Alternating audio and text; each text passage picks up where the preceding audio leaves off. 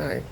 आमच्या सुबोध डेअरी फार्मला आज आमचं म्हणजे व्हिजिट देण्यासाठी प्रवीण शेळके सर व्हेटरिनाचे रिप्रेझेंटेटिव्ह आहेत, मार्केटिंग रिप्रेझेंटेटिव्ह. आणि ॲक्च्युली व्हेटरिना ही कंपनी आम्ही मेडिसिन म्हणजे सर आज आले, कारण सरांचं वर्किंग इकडं असल्यामुळे सर व्हिजिट पण द्यायला आले. मग सरांना एवढा आनंद झाला की ऑलरेडी व्हेटरिनाचे प्रॉडक्ट्स माझ्याकडे आहेत, म्हणजे त्यांना त्याचा आनंद जास्त वाटला की बाबा आपण न येता आपली कंपनी इथपर्यंत आधीच पोचलेली आहे. त्याच्यामुळे सरांनी मग काय केलं, त्यांचं अजून त्यामध्ये काही नॉलेज देता येईल का आपल्याला, या हिशोबाने सरांनी आम्हाला म्हणजे आता काही गोष्टी सांगितल्या. पण पशुपालक मित्र हो, तुम्हाला पण ते नॉलेज भेटलं पाहिजेत, या हिशोबाने मी सरांना विनंती करतो की सर आता हा जो लॉट आहे माझा, हा आता म्हणजे 8 महिन्याचा प्रेग्नन्सी आहे, म्हणजे आता 2 महिन्यामध्ये हे जणतील. तर यासाठी मी काय केलं पाहिजेत किंवा काय मेडिसिन दिली पाहिजेत? ॲक्च्युली सर आता आम्ही रिकमेंड करणार आहे यांना वेटरमिक्स क्लोजअप. हां हां, सकाळ संध्याकाळ 100 ग्रॅम आपण यांना बरोबर आहे. देणार.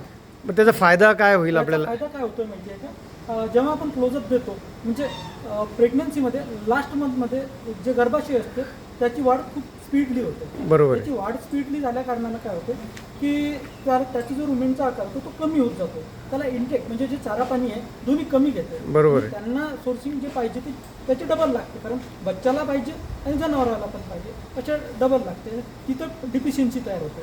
आणि मग जेव्हा काल्विंग होते त्याच्यानंतर खूप मोठे प्रॉब्लेम चालू होतात. पहिलं तर डिस्टोकिया, जार न पडणे किंवा मग मिल्क फिवर, अंग बाहेर पडणे, तेच प्रोलॅप्स म्हणतात त्याला आपण. हां, तो सर्वात जास्त इश्यू आहे. ते आहे. आणखीन बरेचसे आहे की मस्टायटिस वगैरे आहे. त्या सगळे जे अटॅक आहेत हे केव्हा होतात, जेव्हा त्यांच्याकडे पॉवर राहत नाही. बरोबर बरोबर. लॅक ऑफ एनर्जीमुळे. म्हणजे तुमचं म्हणायचं असा विषय आहे की तुम्ही आधीच थोडासा 1 रुपया खर्च करा, जेणेकरून 1000 रुपये खर्च नाही झाले पाहिजेत. म्हणजे आता प्रोलॅप्स जर झालं, म्हशीचं अंग बाहेर पडलं, तर पूर्ण 1.5 लाखाची म्हैस जर आणली, तिथे जीव जाऊ शकते. जीव पण जाऊ शकतो, किंवा मग दुधाला तर ती झिरो झाली. बस. म्हणजे तुमचं काय म्हणणं, 10 रुपयेच खर्च करा. हां. म्हणजे तुमचं 50 ग्रामचं 100 ग्रामचं मला तुम्ही हे सांगा, प्राईस सांगा त्या याची क्लोजअपची. क्लोजअपची जी MRP आहे ती 1700 रुपये 5 किलोची. ओके.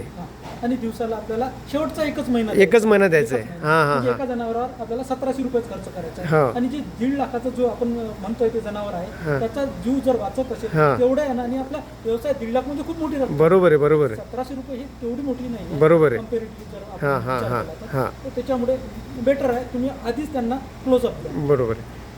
आता सर हा जो हे जे आहे हे समजा कटेला जाणाऱ्या वगारी होत्या, तर ह्या आता यांचं मला एज माहीत नाही आहे. आता ह्या किती वर्षाच्या असतील, काय असतील, ते काही झिरो आहे, यांच्या मदर हिस्ट्री नाही आहे.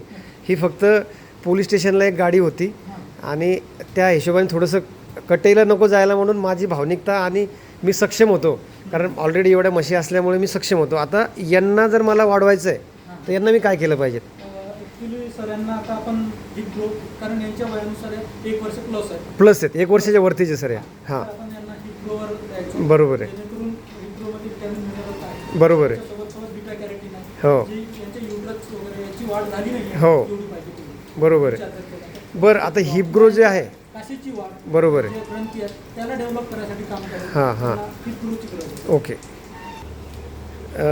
सरांना म्हटलं, सर हे पूर्ण जे आहे आता 11 म्हशी आहेत, ह्या 1 ऑगस्टला व्यालेल्या आहेत. 1 ऑगस्टपासून यांचं दूध सुरू आहे मला. हां.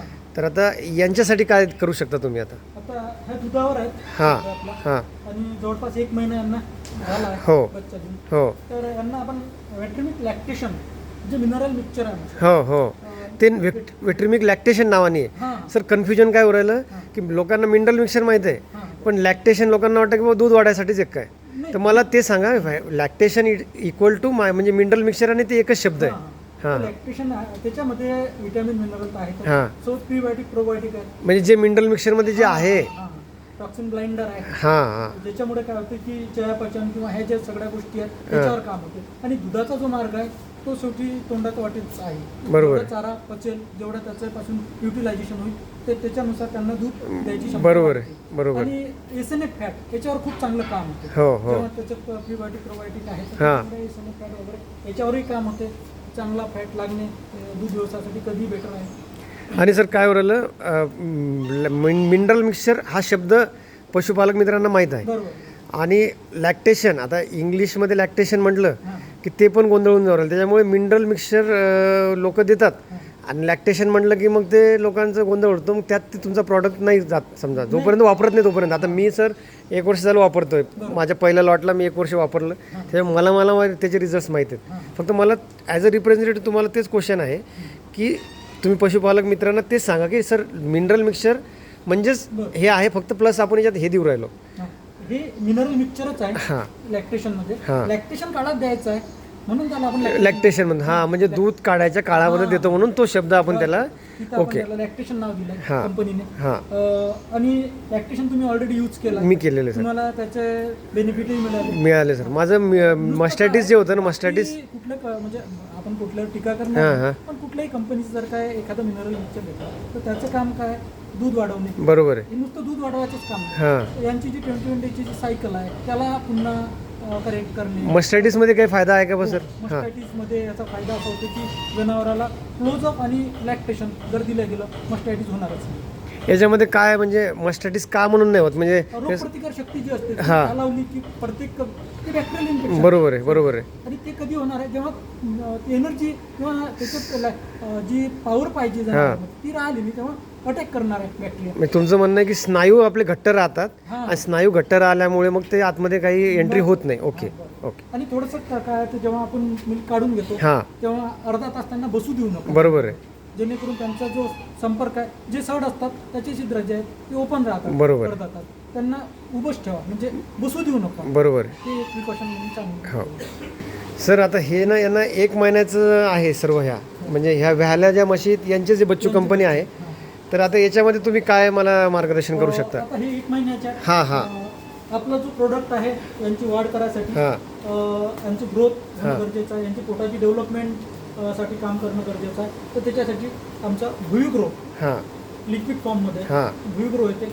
दिवसाला 25 ml द्या. बरोबर आहे. दिवसाला जर त्यांना 25 ml दिलं त्यांची रोगप्रतिकार शक्ती वाढेल, यांना योग्य एक मसल डेव्हलपमेंट लागते, त्याचं जो स्ट्रक्चर सुरुवात होते त्याची ते होईल आणि आपल्या व्यवसायामध्ये एक चांगला पशु निर्माण हो, व्हावा हो. बेस इथं तयार करून दिला जातो. बरोबर आहे, बरोबर. तर यांना जे आहे भुईग्रोची गरज आहे. भुईग्रो तयार करणं. कारण तसे चांगली तब्येत आहे यांची, हो हो पण तरी पण यांना आपल्याला आणखीन बेटर करायचं तर भुईग्रो. सर, आता हा जो लॉट आहे हा आमचा आता 8 महिने झालेला आहे हा पूर्ण यांना, आणि हे सर्व आमचं याच्यासाठी आता तुम्ही काय आम्हाला सांगू शकता? तसं तर यांना सुरुवातीला पण भुईग्रो पाहिजे होतं. हां भुईग्रो आपल्याकडे थोडं लेट झालं, हो ओके. चालेल. आता आपण यांना बेस्ट काफ